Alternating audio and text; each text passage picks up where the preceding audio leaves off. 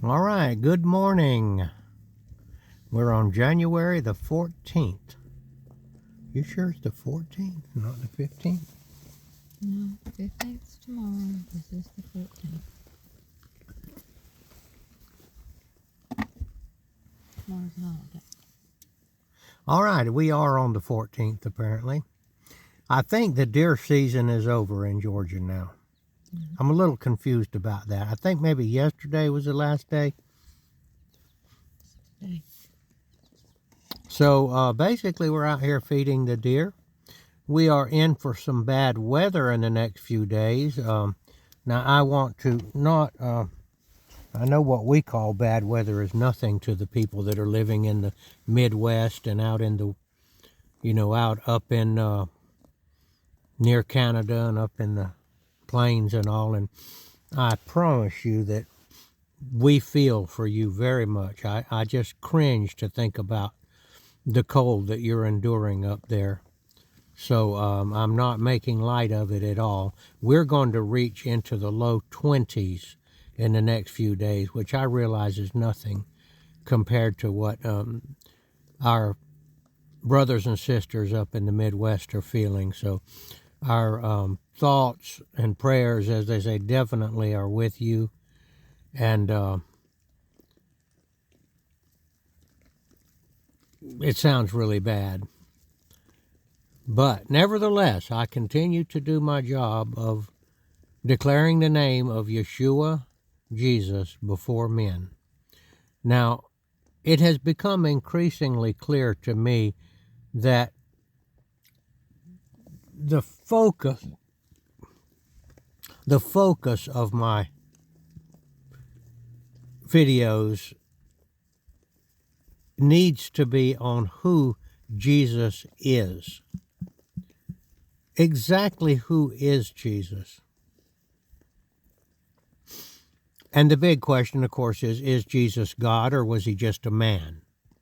There are some sub-questions in there, like some people are saying Jesus was a man and God made him into a God, and there's some other. But the big question is, as the mainline Christian belief is that Jesus was actually God and was the creator of us and the universe.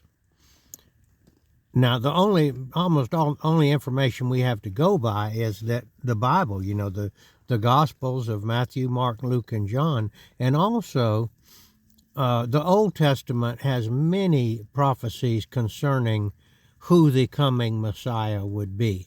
But I'm going to focus on just one little aspect because there are many reasons to believe that Jesus was God. Now, it's helpful to people that already believe because they're constantly asked, how can you believe in Jesus and think he's a God? Because he's just a man and that's a big myth. So it's helpful to people that believe to think about these things. And for those that don't believe, that's who we're really after here. And those people are known as the lost sheep. And we are trying to present, and I say we, and that is those of us that are out there that are believers, that feel like Jesus has tasked us with the job of declaring his name before men. So let's get to the argument. I call this a subtle argument. All right. So we know from the Gospels that when Jesus did miracles, he healed people miraculously. It was amazing the things that he did.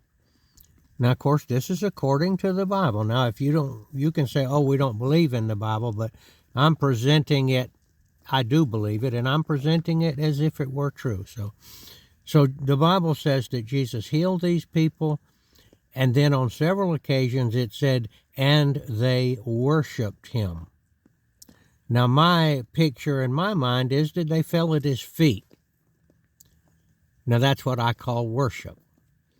Worship is usually a word you use that would be considered concerned with how you would do God. Okay, but it doesn't say they worshiped him as God. They just said they worshiped him. But we know Jesus wasn't their king. They had a king. The Romans had appointed a king that was king of Israel.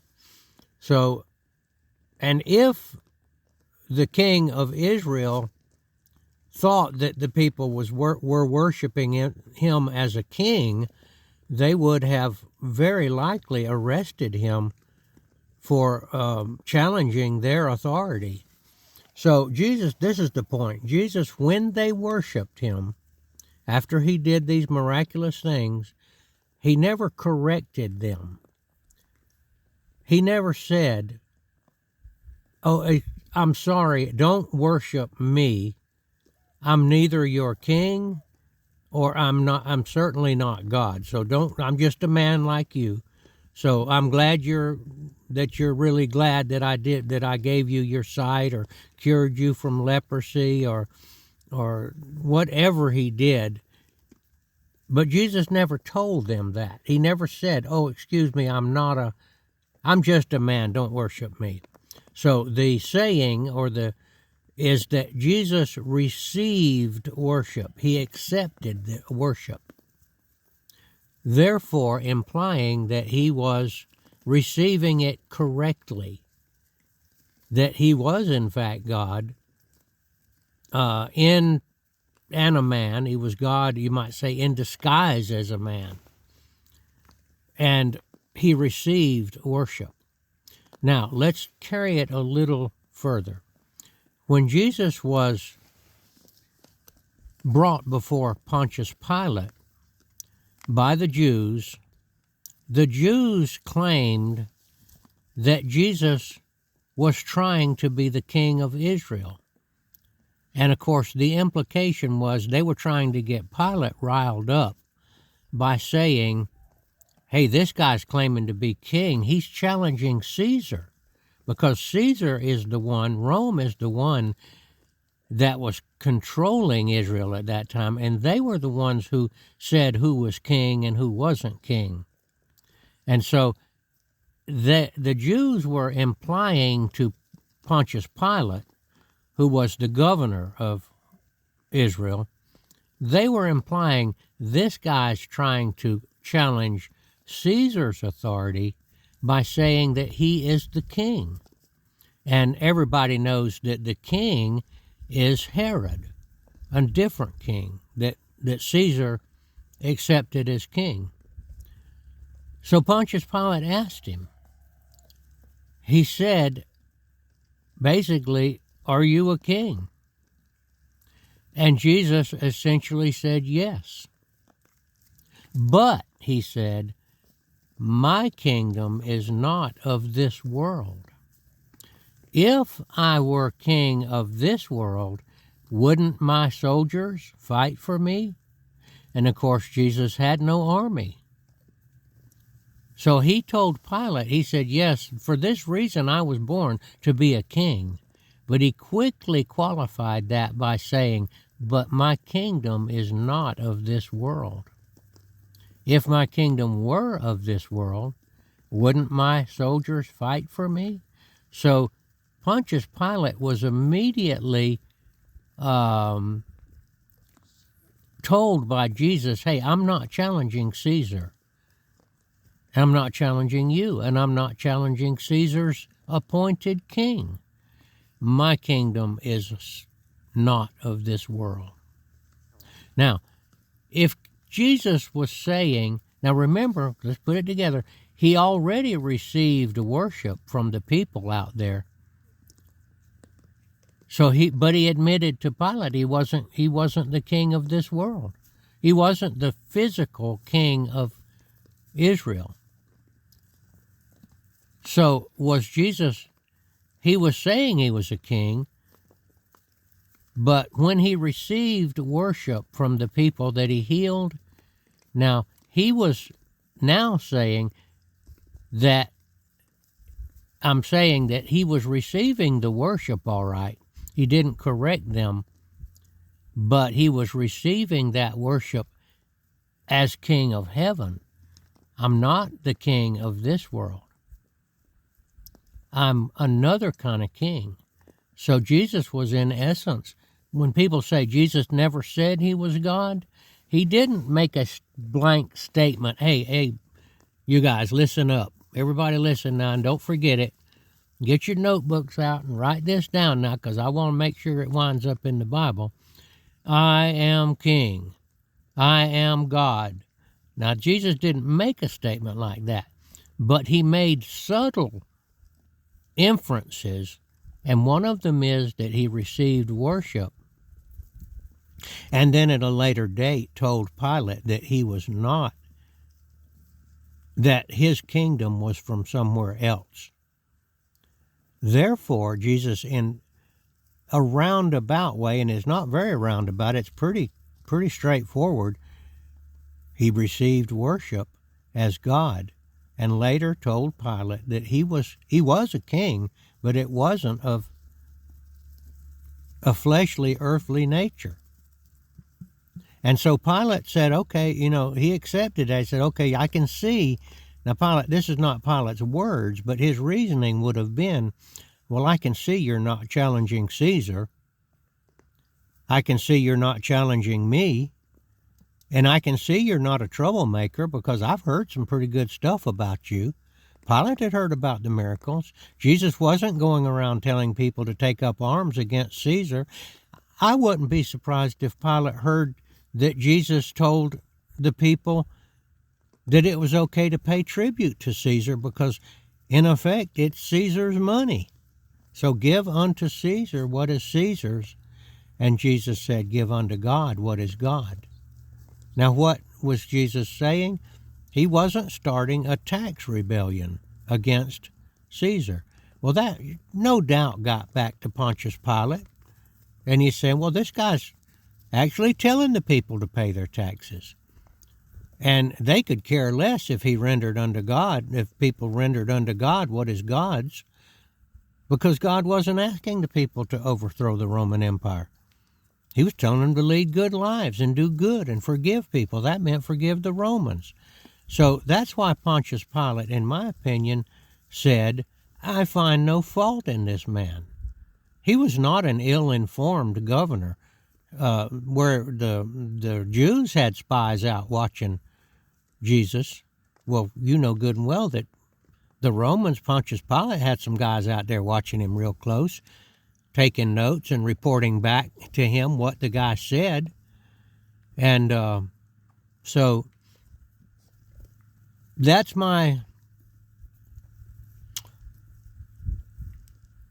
that's my present proof that Jesus was God.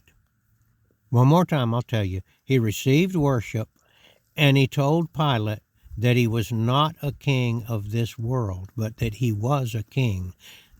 There's only two possibilities of what he meant. Either he was saying he was king of heaven, which is God, or he was saying he was king of the dark king, the king of the devil. Well, we know Jesus wasn't saying that, because he fought against the devil over and over again. So Jesus was saying that he was king. Now, I wish you'd look that stuff up. Read the story. Read what Jesus said to Pontius Pilate. And then, before they crucified him, Pontius Pilate said, bring me some water. And he washed his hands, and he said, I am not guilty of this man's death. He was, in essence, saying, it's the Jews that are killing you, because Rome doesn't really have a problem with you. In fact, I would think that Rome would have welcomed a guy like that, a guy walking around telling people to behave, telling people not to do anything wrong. He even told them one time, if a Roman soldier compels you to carry his armor for him a mile, which apparently was one of the rules, that the Roman soldier got tired, he could grab up the nearest Jew and say, hey, how about toting my pack for me? I'm tired. And apparently they were required to carry it for 1 mile. And Jesus said, hey, carry it for them 2 miles. Don't resist these guys. And so that shows you right there. And that got back to Pilate, the guy saying, we're not fighting the Romans. All right, that's my lesson for today. I thank God for pointing that out to me. I have never thought about it in quite that way until this morning. So the people that are out there saying Jesus never said he was God, you're correct in that he didn't state it point blank, but you're not right that he never said it, because he said it in a more subtle way. And then, of course, Jesus proved that he was God by raising himself from the dead. So, by the way, it wasn't the Jews that killed. Well, they killed him by getting the Romans to crucify him. But he said, I lay down my life. I lay it down. Jesus could have stopped it, but he didn't. He laid his life down. And he also said, I take it up again. So Jesus was essentially saying there he was God, because who other than God can raise himself from the dead? All right, this is the lesson for today. Let's see how long I've jibber-jabbered on about this. 16 minutes and 29 seconds. 30. Okay. Thank you for listening. And listen again, the people out there that are straddling the fence on whether Jesus was God or not. And for those that do believe, maybe that gave you a little bit of ammunition, where when some of your family members or some of your friends challenge you about whether Jesus was God, you can maybe explain it a little bit better than you were able to before. All right, this is Gardner Israel signing off.